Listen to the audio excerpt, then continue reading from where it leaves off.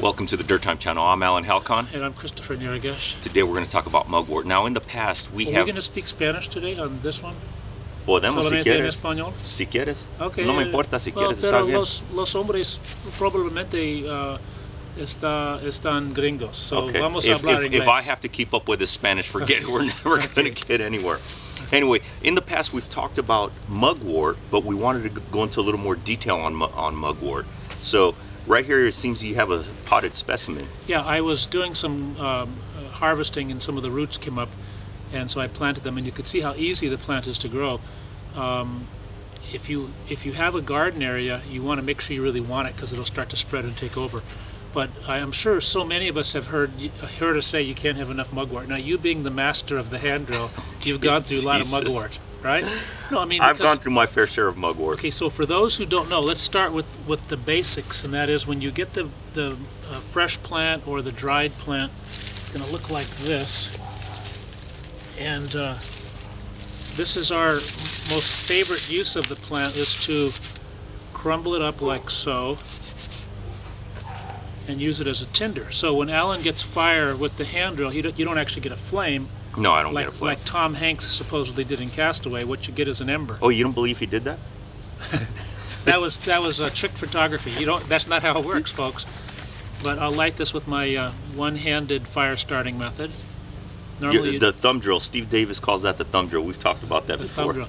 So what happens because of the fiber content of mugwort, you can roll it into a little cigar shape. Now it's amazing, that really does maintain the cigar shape. Yeah. Now what I've tried in the past, now it's important to note, I've actually taken the green leaves off of mugwort and tried to dry them out myself, but it does not have the same consistency, the same sticking abilities as to when you take it dry off the stalk. Right, so what Alan's talking about is, in this case, hold that, would you? In this case, the leaves that dry on the lower stalk, they're better for making the punk. Right. Okay, but you can dry it green. It still has a fiber content. It's just not like, say, oak leaves or maple leaves. You take those and you rub them and the stalk crumbles. Right. So the nice thing about mugwort is you have this fiber content, and local Native Americans would actually transport their coal that way. That's how I heard about this originally. That is their portable fire. Yeah, this is really awesome. And it could be a nest. It could be a huge cigar like this.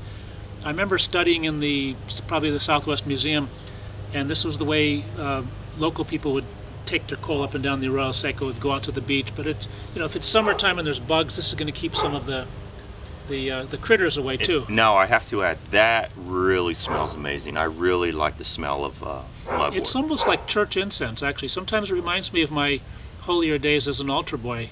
Were you ever an altar boy? I'm not going to say anything. Okay, no, I was an altar boy. I got kicked out only because I was. I came after a funeral once. It was already over. I thought it started at 10 and it started at 8, and that was the end of my altar boy days. But that's not why we're here. Okay, so in China, or even in the United States, if you go to an acupuncturist, they will burn what they call moxa. Mugwort is moxa. They'll burn this on acupuncture points, and they claim that helps enhance the stimulation of the meridians. What is the Latin name of mugwort? Artemisia douglasia or vulgaris. There's a couple of species known as mugwort. Let me just see what Cecilia Garcia has to say. This is an excellent book, okay, and she focuses on medicinal plants. Page 31. Gotta get my glasses out. But it's an Artemisia. It's related to California sagebrush. Okay, so she has Artemisia douglasiana. Okay, but there's 3 or 4 plants known as mugwort. Sometimes when you go to the farmers markets, they're going to sell you absinthe or wormwood, and they're going to call it mugwort. But really, this is the mugwort. And she says that it's a very important medicinal plant, used for tooth and gum diseases, used for menopause, hot flashes, premenstrual syndrome. We know this in Mexico in the curandero shops as estafiate. So this is what they make a medicinal tea from for stomach pains, cramps. I hear hangovers, Hangovers? Yeah, well, that's something that would be your department. No, I don't know anything about a hangover. Okay. I know nothing. And then you take the fresh leaves, and this is probably one of the big trail things that people use this for. You simply crush it like so when you're around poison oak. Okay, get it kind of mushy, and you rub it all over your skin or your legs that might be exposed, and it's supposed to help protect you from getting the rash. Usually people do it beforehand, not after they've been exposed. Now see, I'm rubbing it, it's starting to get a little wet.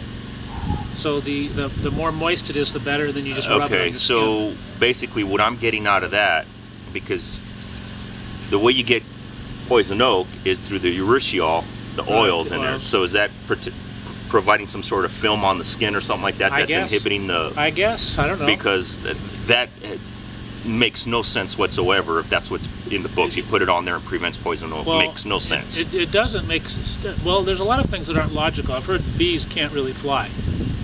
If you apply, you know, the aerodynamic principles to them, but they still fly. Right. So I've heard this for years, and there's a few other plants in the East Coast, but you rub this on your skin, and it helps to protect against the oil penetrating your skin. You can actually get poison oak rash, by the way, on a, like, you know, right now, this is a 100-degree week. We're here in August. It is miserable, extremely hot. And when you're around the poison oak plant, the oils are actually in the air, okay? They're actually, you can get it without touching it on a really, really hot day if you're susceptible.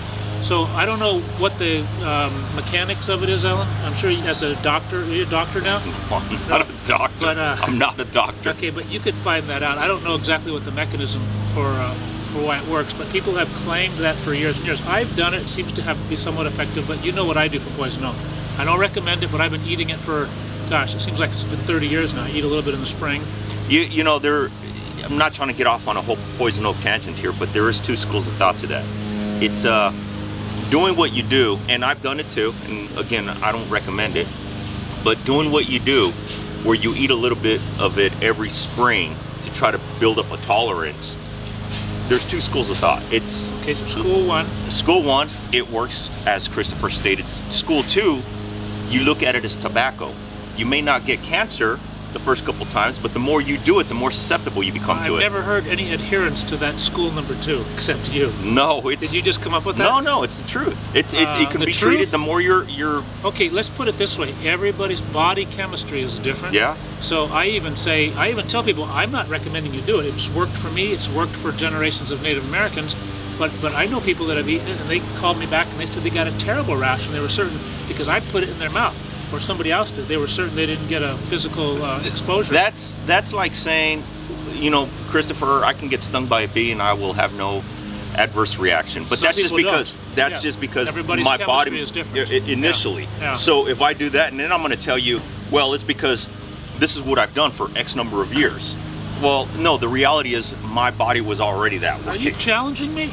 Yes. Anyway, okay. This plant's a good plant. How do we identify it? Okay, notice it's sort of a, not a bright green, but what I'd call a dull green color on the top. Mm-hmm. But you have a lot of variation in the leaf. This is an entire leaf, that is to say no teeth. But here you'll see on this one you've got some teeth, and many times you have quite a few teeth. So the leaves are not all identical. And then plus the bottom is white, this white color. That's very typical of these fine white hairs on the bottom. Yeah, no, that's the way I typically identify it. I don't even look at the teeth on the leaf, but definitely the white bottom is a giveaway, and certainly the odor is a giveaway. Now, dried, go ahead and give me a dry one. So this is in the wild. This will tend to be a little more brown. That's right. It'll turn brown. It'll turn brown on the lower end of the stalk and all that. But this is what we use. You know, we strip it off. We make the little cigar. And then we make the little cigar, and it stays like this. Yeah. And this is what will stay smoldering for quite some time. Right. And we can take that from camp to camp. Right. So that's pretty cool. Yeah.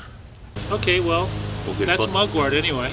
All right, I'm Alan Halcon, Christopher Nirigish. We'll see you next time on DirtTime.com. You just ate the leaf. It's bitter. It's not good. You just really ate that leaf? Yeah. Let's get some close-ups real quick. Okay.